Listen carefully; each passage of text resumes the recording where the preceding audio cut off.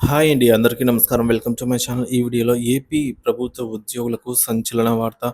ఎన్నికల కోడ్ తర్వాత కొత్త పీఆర్సీ కమిషన్ నియామకం. దీనికి సంబంధించిన పూర్తి తాజా సమాచారాన్ని వీడియోలో తెలుసుకుందాం. వీడియోని ఎక్కడే గానీ స్కిప్ చేయకుండా ఎండ్ వరకు చూడండి. అప్పుడే ఇన్ఫర్మేషన్ పూర్తిగా అర్థమవుతుంది.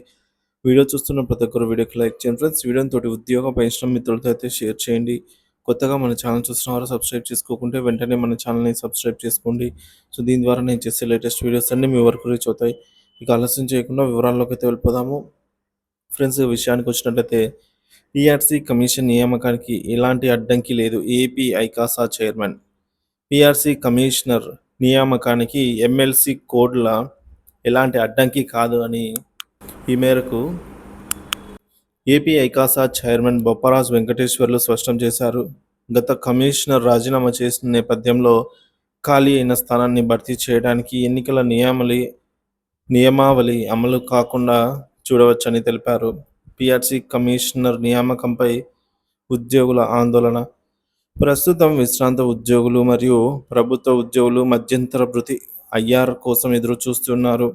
త్వరలోనే పీఆర్సీ కమిషనర్ నియమించాలని ప్రభుత్వాన్ని కోరారు.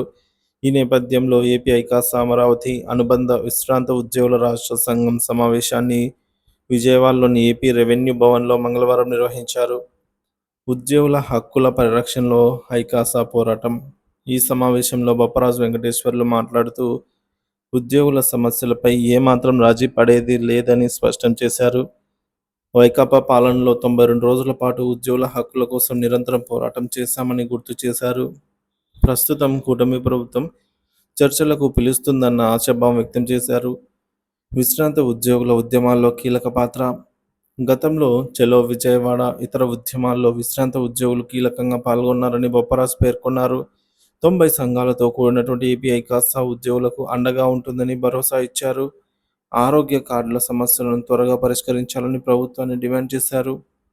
మరి ఉద్యోగుల కోసం కూటమి ప్రభుత్వ హామీలు ఏంటంటే ఏపీ ఐకాసా రాష్ట్ర సంఘం అధ్యక్షుడు పిఎస్ఎస్సి పిఎస్ఎస్పి శాస్త్రి గారు మాట్లాడుతూ కూటమి ప్రభుత్వం రావడంలో విశ్రాంత ఉద్యోగుల పాత్ర ఎంతైనా ఉందని తెలిపారు.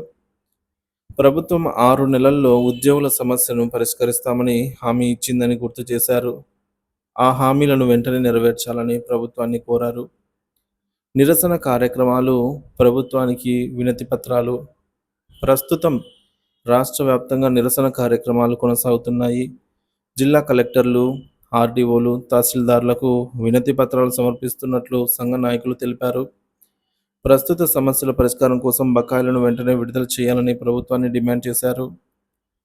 పీఆర్సీ కమిషనర్ నియామకానికి ఎలాంటి అడ్డంకి లేదని, త్వరలోనే ప్రభుత్వం దీనిపై నిర్ణయం తీసుకోవాలని ఐకాసా నేతలు స్పష్టం చేశారు.